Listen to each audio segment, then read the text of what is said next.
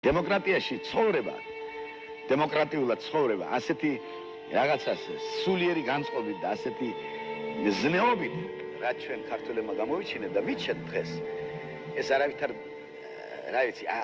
დემოკრატიას ეს არ შეეფერება. მე მგონი ჩვენ ნაადრევად დავიწყეთ ამის ასე ვთქვათ, ამაზე ფიქრი, რომ ჩვენ დემოკრატიული სახელმწიფო უნდა შეგვექმნა და ჩვენ გვინდა მაპატიეთ, მაგრამ მათრახი გჭირდება. მათრახის გარეშე სამწუხაროდ ჩვენ ქართველი ხალხი ეთყობა ვერ ვცხოვრობ. დიდი ნაწილი, ძალიან დიდი ნაწილი. დიდი მათრახი, იოსებას მათრახი გჭირდება თურმე. სამარცხვინო და სამწუხარო.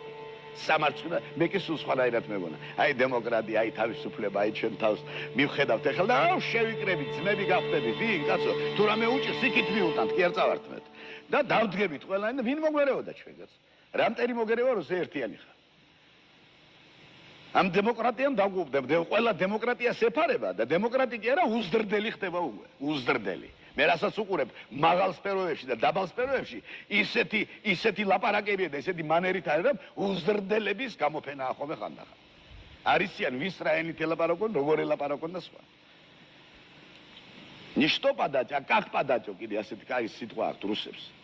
როგორ მიაწოდო, რა მიაწოდო კი არა. ეს კაცი შენ მაგარიც ვიგა დაავიწყდათ კაცს. თუ რაიმე აქვს, შეიძლება დედაში აგინონ კაცს.